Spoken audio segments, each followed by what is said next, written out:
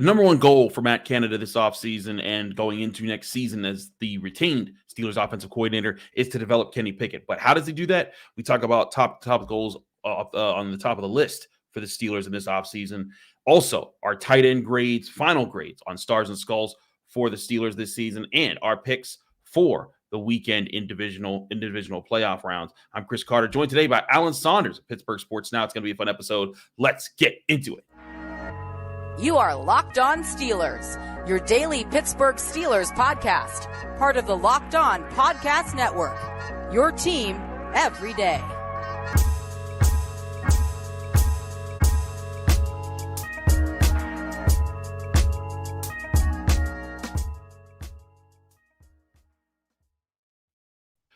Welcome to the Locked On Steelers podcast. I'm your host, Chris Carter, bringing you your daily dose of all things in the Pittsburgh Steelers. As always, you can find the show on Apple, Spotify, Google Podcasts, Odyssey, and YouTube. If you're watching this video on YouTube, hit the like button on the video if you enjoy it. Hit the subscribe button on our YouTube channel to get all of our daily Monday through Friday episodes, as well as our bonus content. We thank you for making the Locked On Steelers podcast your first listen every day, because we're your team every day. Today's episode is brought to you by LinkedIn. LinkedIn Jobs helps you find the candidates that you want to talk to faster. Post your job for free at linkedin.com/LockedOnNFL.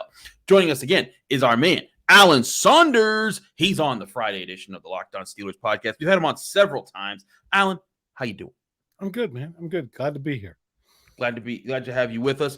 I wanted to ask you this question because I wanted to talk to you about Matt Canada and Kenny Pickett as a pair. Kenny Pickett went on Cam Heyward's podcast. Go listen to it. It was a really cool talk, and basically talked about how him and Matt Canada are already working together in the offseason to get better and to get sharper and to get ready for next year. That's cool. That's awesome. But I know, meanwhile, the Ravens are firing their offensive coordinator. And as soon as any offensive coordinator is fired in a team not named the Pittsburgh Steelers, all of Steeler Nation is rushing to Twitter to complain about it. And we could continue the conversation of who Matt Canada is and isn't, but the bottom line is he's here to stay and he's working with Kenny Pickett. And I think the real question right now is, what do you want to see Matt Canada do with Kenny Pickett? And of course, the easy answer is, well, just get him better. But we're not going to do that here. We're going to actually delve into things. And I think one of the things that he could absolutely help with, Alan, is turning some of the smaller plays that the Steelers had. Kenny Pickett, he had the average air depth per target was around 8 yards, which is kind of like in just below the half point median of the league. Not terrible, but not great. But if he can find ways, I think, to make it so that a lot more of Kenny Pickett's passes are designed and giving him opportunities to attack further downfield, to give them more big play, chunk play opportunities, I think that's ways that they can turn some of the drives that didn't end up putting anything on the board into field goals, and trying to turn some of their red zone trips that failed into touchdowns that they've had here, because the Steelers were a team that nickel and dimed you to death. They had the seventh best third down rate, the second most third down conversions all year. Basically, their entire offense was, we're going to get it to third and short, then we're going to win. And we're going to keep doing that all the way down the field until we don't do it or we score. And that was nice and cool for what they did in 2022, but 2023 has to be different. The question, though, is, Alan, how do they get there? Yeah, I think for me, a big part of what they're missing from their offense is yards after the catch. Like, that is the thing. Is it like, okay, yes, can Kenny Pickett be more aggressive and throw the ball farther down the field? He can. But if you were to ask me, like, what is the thing that Kenny Pickett is the absolute worst at compared to his peers that run the NFL, it's deep ball accuracy. Like, that's not the thing that he's good at. So I just don't think, looking at this, I think you can look at the Steelers offense and you can say, like, hey, what this offense really needs to do is work the ball down the field a little bit more, find some big plays, and not make plays take 12, 15, 16. What do we have? 21? I had a 21. Yeah. Not take all these plays to make a touchdown. But then I think you look at the personnel involved. Okay, George Pickens is a good jump ball receiver. Diontae Johnson really isn't. They don't even really have a slot. Pat Freiermuth, I mean, if you can work them up the seam a little bit. But look, I just don't think they're built to be a down the field passing offense with the personnel they have. What they need to do is find ways to get their underneath threats, the guys like Diontae Johnson, Pat Freiermuth, Steven Sims, Connor Heyward, into places where they can catch the ball and run after the catch. Kenny is a very accurate quarterback, short and medium.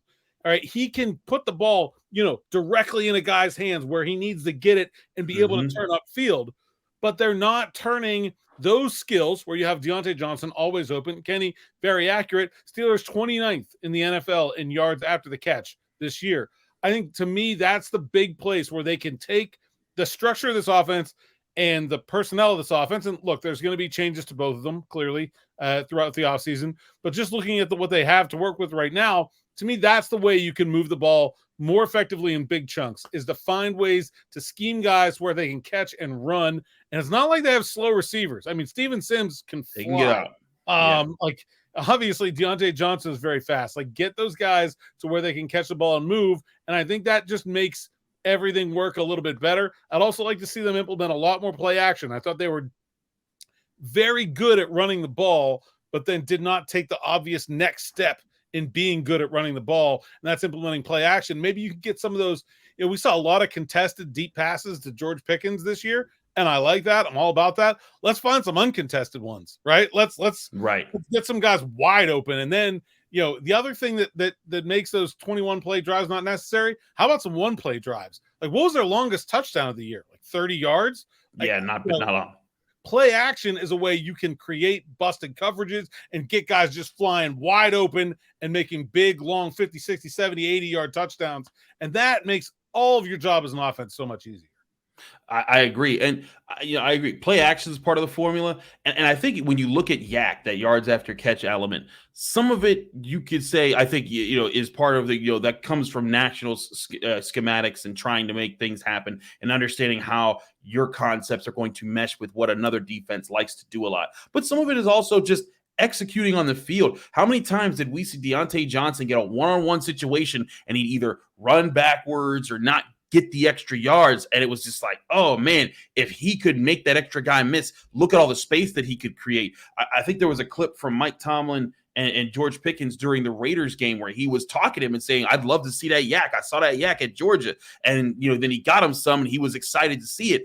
But I think the Steelers, you're right, they do need to make it happen. I think it begs the question, has it been more of the receivers themselves just not taking advantage of the opportunities, or has it been because their plays haven't been drawn up to give them enough opportunities to win those situations?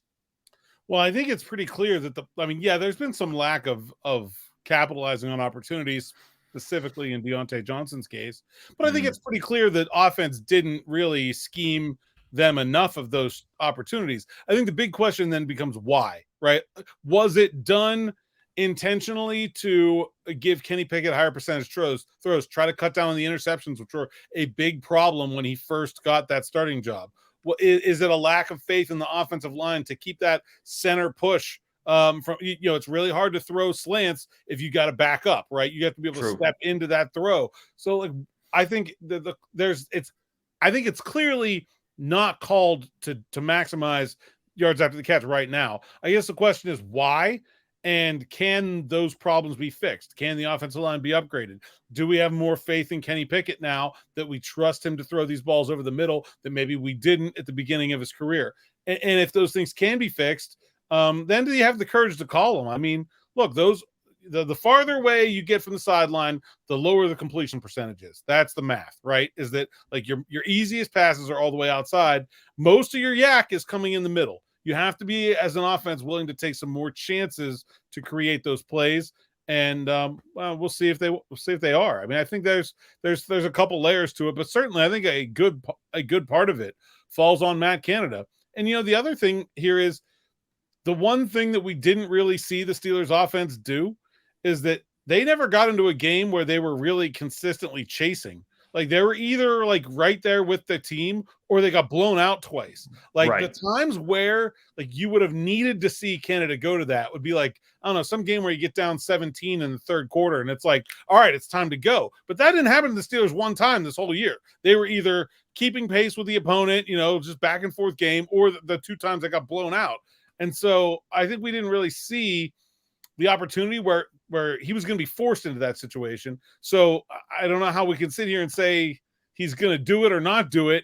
I guess we'll find out, right? I mean, I think it's one of the reasons why a lot of people are kind of upset about him coming back. It's just that I don't think there's a lot of reason to have a lot of faith in these things that we see that need fixed getting fixed. I get that entirely, and I think that part of it, the fixing that I see happening is more so a lot of guys maturing, not just individually, but together and figuring out how to make those things happen. I think we saw the offensive line do that this year, and I think that was one of the more encouraging things about the team. And if they can get that from more players and just the players as the unit as a whole this upcoming season, I do think that they could get into the conversation of a little bit above the middle part of the league because, they finished with 18.1 points per game. That wasn't great. You want, it was bad. You want to have more than that. But, we're talking about some of the teams in the playoffs, like the Giants, they average 21 points per game. If you can get to the 24 point, Max, and I talked about this with Josh Taylor in the Thursday episode this week, but if you can get to that 24, 25 point range, you're golden. And really that's just what we're talking about, another touchdown or another, field goal that, another field goal or like, turning a couple more field goals into touchdowns. And that's not, I don't think that's as insurmountable as it might seem when you just look at the overall points per game average this past year and their red zone percentage, and then think, well, there's no way they can improve enough to become a top tier NFL offense. Because I don't think this team needs a top tier. It'd be nice if they had a top tier offense, but if they reload the right way on the defense, I think a decent offense makes this team very formidable, even against some of the better teams in the league. Well, I think 2 points there for me. When you're talking about the points per game, I think you really got to take that with a grain of salt when you're looking at a team whose primary goal is to run the ball and minimize the number of possessions, right? Mm-hmm. Okay. They want to play low scoring games.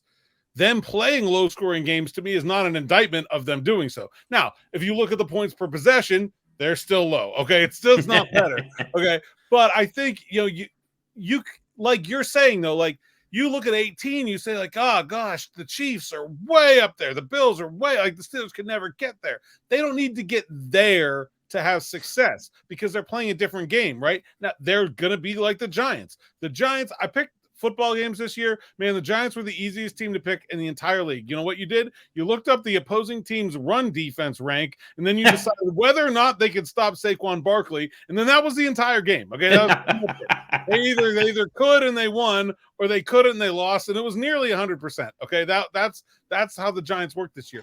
I think the Steelers have more offensive playmakers. If you look at their skill position guys, catching the ball, being able to be a more diverse, they can be a better offense than the Giants with the personnel they have if they fix some of these things we're talking about. I don't think they have the personnel or the coach to be a great offense, and that's okay. I think they can they can put themselves in position to get into the playoffs, keep their goals in front of them with the group they have.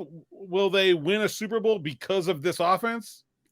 Probably not. But they got basically the best defensive player in the world on the other side of the ball. I think they can win a Super Bowl because of them. So, the job of that offense is just to do enough. And they clearly didn't this year, but they can certainly going forward. We'll talk more about the offense in a bit because we're doing another session of grades, and we're looking at the tight ends specifically and how they did overall throughout the year. We'll do that in just a minute here on the Locked On Steelers podcast. But first, got to talk to you guys about LinkedIn. Of course, LinkedIn is the number one place to go if you're looking for a job. But if you're looking to hire people for a job, it's also the number one place to go. Just go to LinkedIn Jobs, and that's going to make it easier for you to find as an employer the people that you want to talk to faster and for free. You can create a free job post in minutes on LinkedIn Jobs to reach your network and beyond to the world's largest professional network of over 810 million people. Then just add your job and the purple hashtag hiring frame to your LinkedIn profile to spread the word that you're hiring so your network can help you find the right people to hire. Simple tools like screening questions make it easy to focus on candidates with just the right skills and experience so you can quickly prioritize who you'd like to interview and hire. It's why small businesses rate LinkedIn Jobs number one in delivering quality hires versus leading competitors. LinkedIn Jobs helps you find the candidates that you want to talk to faster. Did you know that every week, nearly 40 million job seekers visit LinkedIn? Post your job for free at linkedin.com/LockedOnNFL. That's linkedin.com/LockedOnNFL to post your job for free. Terms and conditions apply.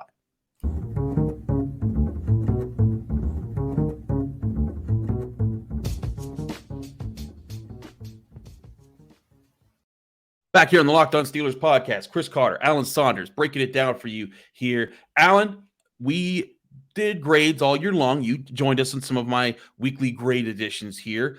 You famously awarded Marcus Allen the bus ticket grade, which is the only bus ticket grade we've ever given here on the Locked On Steelers.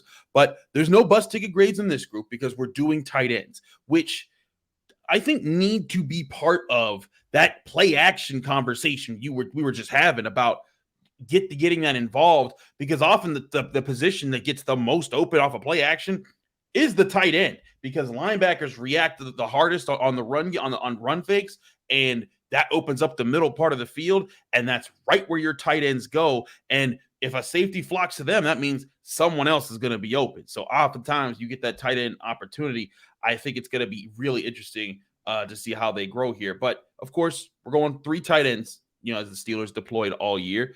And let's start right at the top of the list here, Alan. I want to get your thoughts. Also, just a reminder, our grades all season long, we did stars and skulls for each game. You got either 1 to 3 stars or 1 to 3 skulls. Stars are good, skulls are bad, just based off of how they did. So we did Pat Freiermuth going back, and what's crazy, Alan, and I did some retro grading, some fixes there, because there were times that I made mistakes and I was like, wait, this guy's on 2 different slides. I need to make sure that he gets the right grade here. But when I looked back, I actually gave Pat Freiermuth 0 skulls in the season. And there were moments that deserved skulls, but almost in each and every game where I thought he had a skull-worthy moment, he redeemed himself with a really good block, a really good catch, or was neutral enough in the game that he wasn't a detriment to the Steelers. Meanwhile, he earned 13 stars on the season.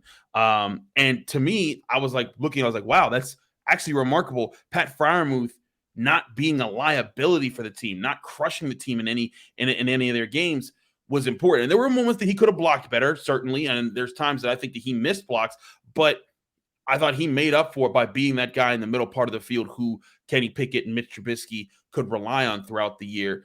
Alan, what was your take on how Pat Freiermuth's year was? And I gave him a final grade of a B+ with the way his stars counts aligned up. Is that a fair assessment of Pat Freiermuth's year? Yeah, it is. I think Pat Freiermuth is a very difficult player to classify, because when you look at the elite players at his position around the league, he's not close, right? Like, he's not even in the same conversation as a Travis Kelce, a George Kittle, Mark Andrews, those guys. But he is both really, really good and extremely consistent in the things that he is good at. He has great hands. It drops almost nothing.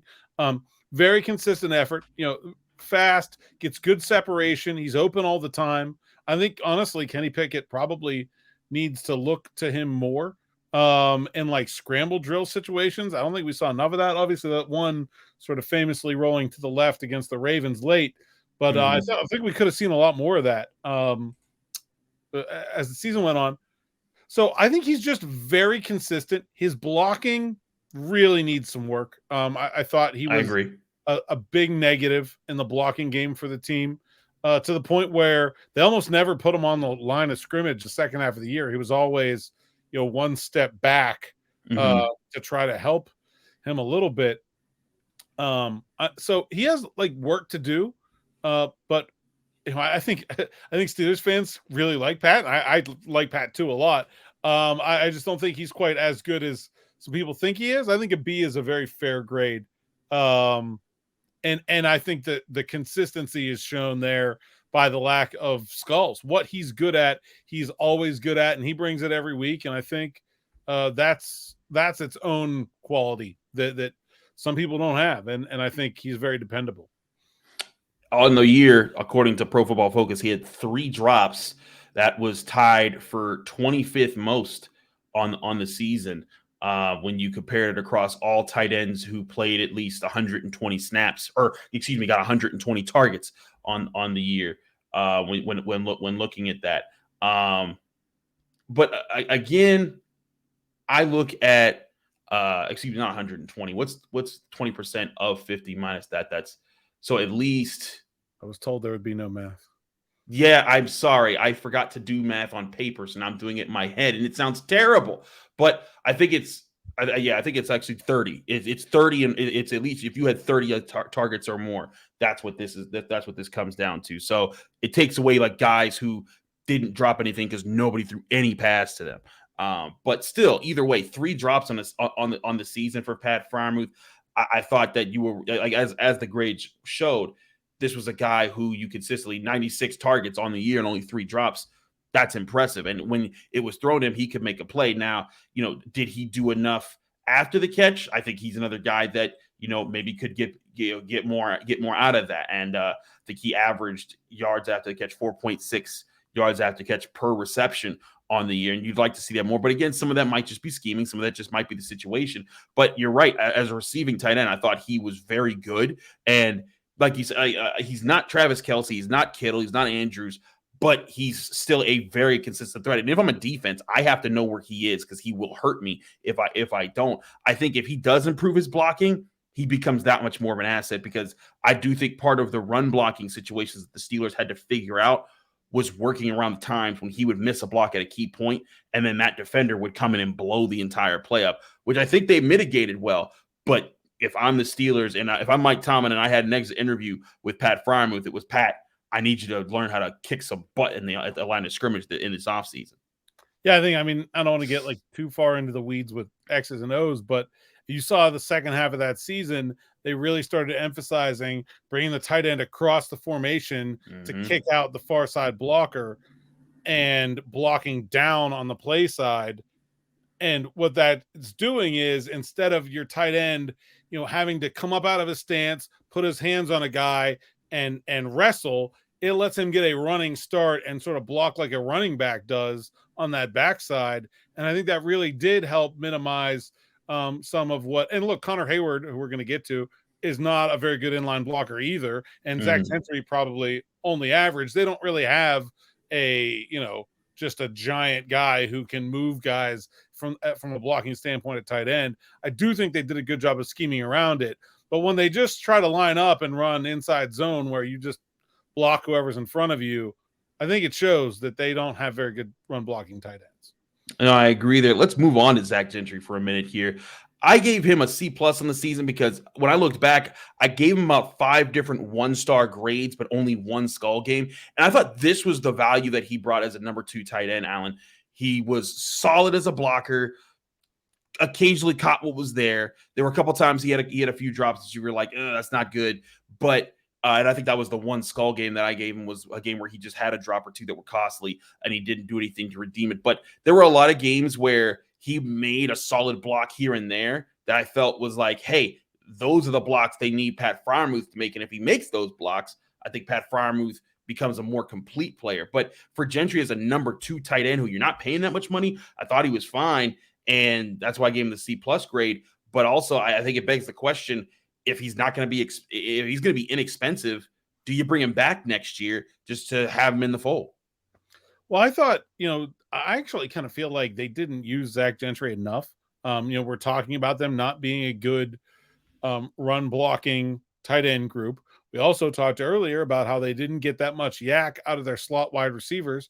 So why were they playing them so much? They played 3 wide receivers most of the time, even after they traded Chase Claypool. I felt like there was an opportunity to use Zach Gentry more and sort of minimize some of their, I really thought when I looked at their personnel after they traded Chase Claypool that Pat Freiermuth should essentially just become the slot receiver and that Gentry would play tight end, and Freiermuth could play whatever you want to call it, an F or a move, and be the slot receiver. No, they didn't do that hardly at all. I mean, and then when they did do that, it was Connor Heyward in that role and not Freiermuth. So I really didn't think Gentry got that many opportunities. When he did, I thought he did he did a good job. He did have like two drops in my head that are standing out that were notable. I thought he showed like decent athleticism for a guy his size. When he gets some room, he can run. And the other thing I think is like too many weird plays to him, like the screen. I know the first time they got the screen to him, it went for like 40 yards against Cincinnati, but they probably didn't need to call it 5 more times. And not enough taking advantage of the fact that he's like 6'8". Like, where's the, like the pop pass or the lob, like get me 5 yards real quick. I didn't see a lot of that either. So I think some of Gentry's grade has to fall on Matt Canada and the whole offensive staff, but I think a C is probably pretty fair. The other thing I'll say about Gentry is, like, when he got to the Steelers, he was useless at everything. He has come a long way as a player, and it's just really like 2 years ago before training camp, I made a roster prediction and had him getting cut. And like now we're talking about him as like, if he's cheap enough as a free agent, he could come back, but we're not sure that he will be. Just like to get to that point, that dude has worked extremely hard. And I think he's proven his worth as an NFL player at this point. I'm not sure if it'll be with the Steelers going forward. They have a young guy they like in Connor Heyward, and you don't need 3 tight ends all the time, so we'll see. But I think Gentry was an asset, slightly underused by the Steelers this year. Well, let's talk about Connor Heyward for a second here. I gave him the same grade, actually. When I went back, I think the only difference was that he had a game where I gave him 2 stars, and I think it was the season finale when he had some of those catches against the Cleveland Browns, because I thought that some of those were like, whoa, that looks exactly like what he was doing at Michigan State, and I didn't think he would be able to do that at the NFL level with his size. But five stars, 1 skull, same grade, C+, because it's the same stars to the skull ratio there. But I look at that and I think, man, as a rookie 6th round pick, that's pretty doggone good. And I'd take that. If I could get that every year in the 6th round, I'm happy. Yeah, I'm real happy. In fact, go look at the Steelers 6th round picks. I think we haven't been that happy since Vince Williams, right? I mean, that was it's been a while. I think that Connor Heyward is one of the guys on this team that I'm the most excited about going forward, just because I think, like, of all the players thinking about this Matt Canada decision, Connor Heyward had to be the one guy that was like, God, please stay. Because he is perfect for this offense. Like, just absolutely perfect. And his skill set, we're really just starting to see all unfold by the end of the year. I thought he got so much better as a blocker as the year went on. He showed his ability to run the ball, had that jet sweep to win the game against the Raiders, had a sort of like a trap handoff for a big first down against Cleveland. He's a good runner with the football. He has great hands. That run up the seam on the final drive against Cleveland, turning, jumping in the air, he catches the ball. And he's not big, tall. He's obviously like well built. He's kind of short for a tight end. He's not that fast for a tight end. He's just a guy that I think, like, a creative offensive mind can find so many things to do with. And I think really fits what Matt Canada is looking for in an awesome way. I think you're dead on with the grade, but I'll say I give a rookie 6th rounder a pretty steep curve. Like, I'm very, very pleased with a C+. Exactly. I think that's the thing, is that, like, if I did that for everybody, then Kenny Pickett would just be a whole other level of quarterback right now in my grades. But I look at it and I say, you know what?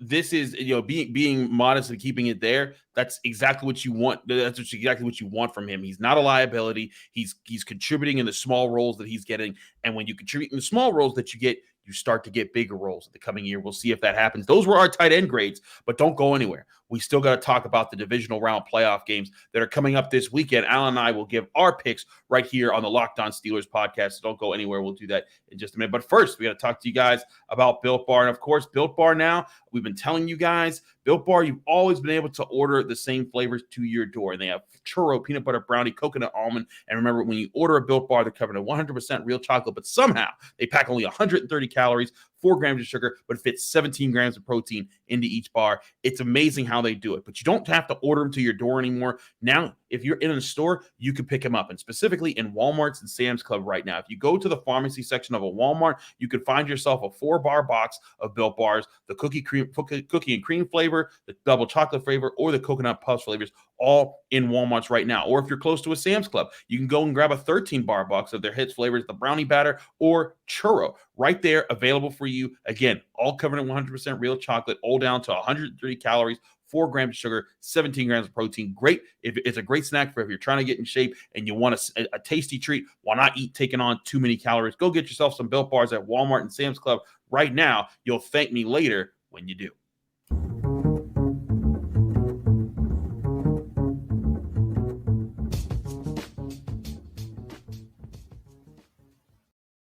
Back here on the Locked On Steelers podcast, Chris Carter, Alan Saunders breaking things down. Alan, it's time to talk divisional round of the playoffs. Now, typically I have Jenna here because she gives her picks and she's on vacation. So she's not available to us this week. We apologize to all of you that look forward to our rivalry. I'll update you with our picks next week. But we're going to get Alan's picks this week, and we're going to see how you do because Jenna's been up by 2 or 3 games on me on the season, and I need to close the distance here. But we'll see how we do this week. So I have to wait. So I'm picking for Jenna in her season picks. No.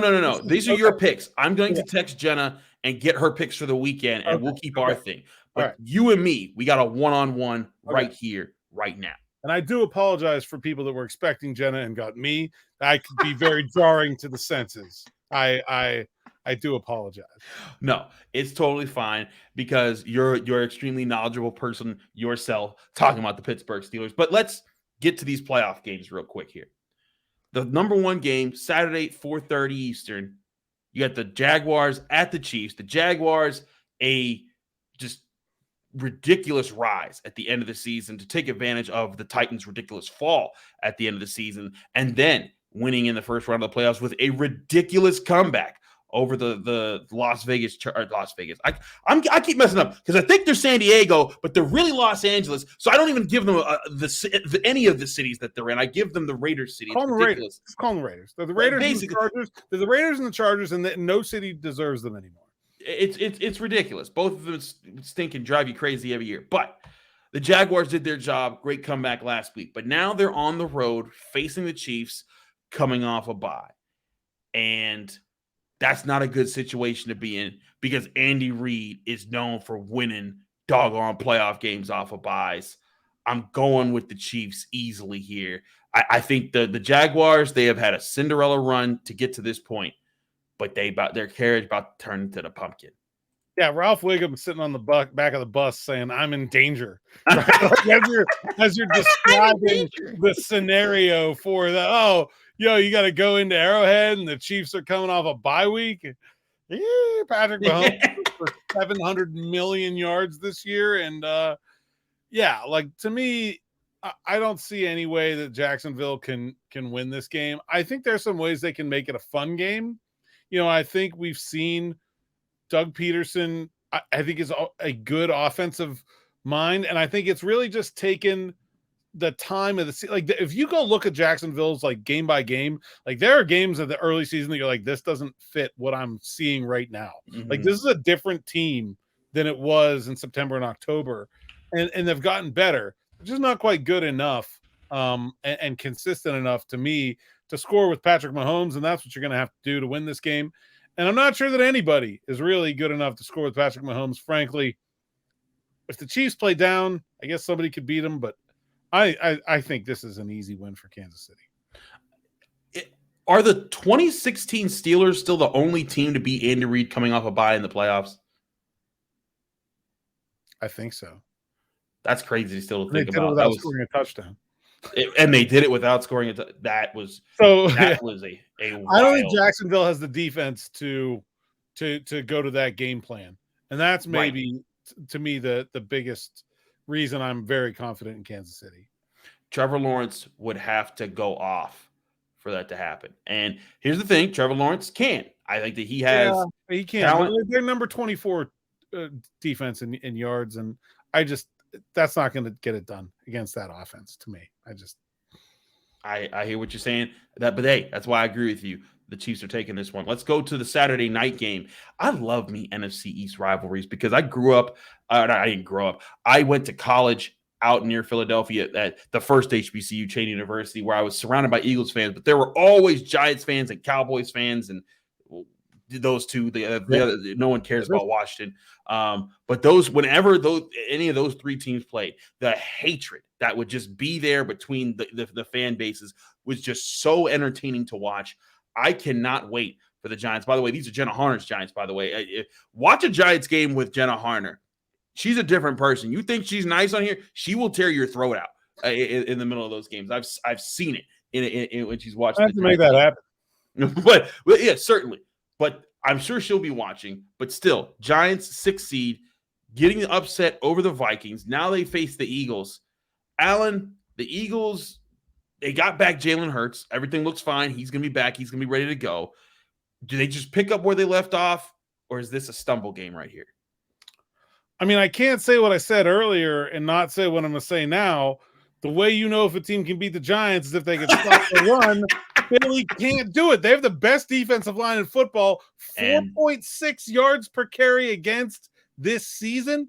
They're great at sacking the quarterback. Running away is the only thing Daniel Jones is good at.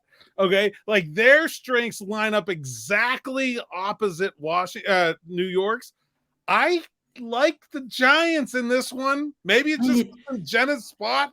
I don't know. I swore you were going to take the Eagles, and I was going to be like the smart guy. I'm like, well, I'm going to take the Giants. And also, you're talking about you went to Cheney. My wife is from Trenton, New Jersey, and that area. So her whole family that is watching this right now. I'm probably not getting any gifts for Christmas next year. I think it's the Giants. Yeah.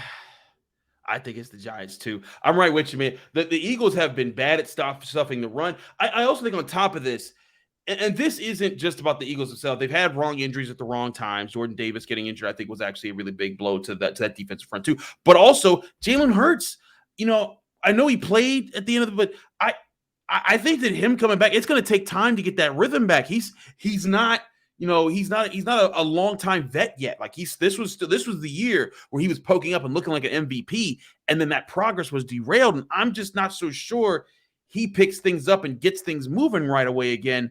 And I actually think that, like you said, the Giants, the way they run the ball, the way Daniel Jones is able to escape pressure and kind of keep plays alive and not give up the big sack or the big turnover lately. I think that's the Giants' ticket to success here. And I think it's going to be close. It's going to go on to the wire, and the Giants will need to make some big plays. But I think they make them. We're both taking the Giants. Dang it. I was hoping to catch that. That was my game I was going to pick up ground on you with. And you know what? The other thing I think about this game is that I had filled out our Pro Football Writers all NFL, all NFC ballots. My all NFC running backs are the two in this game. But I think the Giants trust Saquon Barkley, and the Eagles just don't trust Miles Sanders. They're just not willing to let him be the guy to win them a game. And if this is going to be that kind of game where it's going to need to be running the ball and conditions are supposed to be questionable this weekend as well, I just don't think the Eagles have it in them to turn around and hand the ball to Miles Sanders 30 times and let him win the game. I know the Giants are begging for the opportunity to do that. Yes, they are begging for it. So we both have the Chiefs. We both have the Giants. Let's talk what I think is the game of the weekend. Bengals at Bills. I think it's clear. It might be the game of the season. It might be the game of the season. These two teams have both been nigh unstoppable at times. The Bengals and the Bills, when they clashed before, of course, the Damar Hamlin incident happened. Thank goodness he is out of the hospital and he's able to move around and do things. I feel like this game being at home for Buffalo is so important for this moment. I think that Damar Hamlin's going to come out the tunnel, not dressed and ready to play, but I think like they're going to find some way to honor him. The team is going to be pumped. And I think that the Bengals, they're starting to wilt at the wrong time this season. And some of it's not necessarily like Joe Burrow sucking in the moment. I think it's just their offensive line has gotten crushed with injuries. And against the defensive front with Ed Oliver and Matt Milano's going to be bringing heat, and the Bills love to be aggressive. I think that this is the perfect kryptonite for the way the Bengals play. And I'm taking the Bills to win at home. If they hadn't lost as many of their offensive linemen, I might still be picking the Bengals. But I just think that the Bills, too many things are going their way. I think they're going to find a way to win this game, even though they almost lost to Miami last week, just like the Bengals almost lost to the Ravens. I think that Josh Allen's my MVP pick. He is not the best player in the league this year, but he is the entire Buffalo offense. I agree. I mean, this is one of the best teams in the league, and essentially like 90% of their offense. He was their leading rusher until Thanksgiving. Like he is their entire offense. And I have more faith in the depth of talent in Cincinnati. Bring me Higgins and Chase and Mixon and Hayden Hurst, and I think those guys can get it done. And I think Cincinnati has a better defense. I think Jesse Bates back there is the guy that you looked at those Buffalo safeties last year, and I don't know, like they're coming back from injury, but they're not quite the same as they were. And I just think that Cincinnati is a more dynamic offense and probably a slightly better defense. And I think their one big weakness, if Von Miller was in this game, I might be tempted to change my mind about that, but I'm not sure that Buffalo has a guy that's going to be able to tear out. Like, okay, think about this. Like, Cincinnati loses the Super Bowl last year because Aaron Donald wrecked their offensive line and sacked Joe Burrow on a critical play. Where's the guy on the Bills that does that? I don't know if they have one. I guess Oliver is that guy to some point, but I'm just not sure I have enough faith in that Buffalo defense. They can't run the ball. I like Cincinnati in this one. I think the Bengals have been underrated all year. 9 straight wins coming into the playoffs. Like, they haven't lost since Halloween. Yeah. What more can you want from a team? I'm picking Cincinnati. I hear you on that. There's our first split. We finally got a split up in here. It was going to happen because I don't think we're going to split on this next one. But I think that'll be a really fun watch. Sunday at 3:00. That one finally. Sunday 6:30. Cowboys at Niners. Cowboys at Niners growing up. I grew up in the 90s, man. That was like the premier game. Like you always watched Cowboys Niners because that was going to be some great football. I think this is going to also be really fun. You have two teams that love to run the football, that are better at running the football than they are throwing. And the question is, will the Cowboys love running the football enough to actually pull this off? Because I think the Niners, when I talk about the Steelers are fitting the mold of the next evolution of where the NFL is heading as far as trying to be a team that can run the ball and succeed in running the ball and not put as much pressure on your quarterback the way the Bills, the Chiefs, the Bengals do, I think the Niners are the cutting edge of leading that charge to that direction. And I think their defense plays the way they need to play. They run the ball the way they need to. And it allows Brock Purdy to do what he's doing right now. If you put Brock Purdy in a lot of other offenses, I think that he does not have the year that he's having right now. The Cowboys, on the other hand, they run the ball really well when they choose to run the ball. The problem is, for whatever reason, they don't always choose to run the ball. They let Dak Prescott make some poor decisions that crushes them in games. And I think that's what gets the Niners over here. I think that they run the ball well. They make enough plays. They contain the Cowboys. And I think this is a nice slugfest of a game. But eventually, I think they're going to put Dak Prescott in a position to have to make a play. And that Niners defense capitalizes for the win. What say you, Alan? Oh, man, you took the words right out of my mouth there at the end, right? For me, I think this game comes down to the San Francisco defense. I think they're playing as good as any defense in the league. Bosa is on another planet right now. And to me, the big thing, though, is that Dak Prescott, his entire career, has had this tendency to try just to go a little bit too far, to try a little bit too much and make a big interception or a big turnover. Gibson and Hufanga, 9 interceptions between the two of them, San Francisco's starting safeties. I think they can make a big play and keep the key for the 49ers will be they cannot get behind in this game because they don't have Dak. Okay, Dak can throw the ball and they have obviously the playmakers. I'm not saying Brock Purdy can't throw the ball, but he's not the guy you want to have to put the team on his shoulders and lead them to some kind of comeback. As long as they can stay ahead, I really love the whole 49ers defensive scheme. DeMeco Ryans is coaching his way into a head coaching job. I'll be surprised if he doesn't get one this offseason. I just really like the way they're playing right now. It's crazy to me that Brock Purdy is a guy that we're talking about leading a team into the NFC Championship game. I wrote a month ago, Brock Purdy is not Kenny Pickett. And no, he's not. He's not that good. He's very average quarterback. Mm-hmm. But this is a great, well-coached team, greatly coached team, and I think they can do it. I think this is, it's funny. I think the Bills-Bengals is the best game here, but I think this one might turn out to be the most fun one to watch, just because there's a lot of layers to this one, and I think it's going to be interesting all the way through. Absolutely. It'll be a fun, interesting weekend. Do check it out. It's going to be great. And check out the great work that Alan and his people do at SteelersNow.com, because they're giving you great coverage all season long, great articles, great insights. Alan, thanks so much for joining us. Let people know they can find you, follow you, and get more of your work, and anything else that you guys got coming up down the pipes. Yeah, at Saunders_PGH on Twitter. Same handle on most of the other social media sites. SteelersNow.com, all the Steelers coverage. Talking about Kenny Pickett's offseason today. We'll move forward into this. I'm thinking about getting into the salary cap a little bit next week. I think that's probably the plan, and see where the Steelers are ahead of free agency, and also talking about the decision they have to make with Cam Sutton, because that one is coming up before all the rest of them.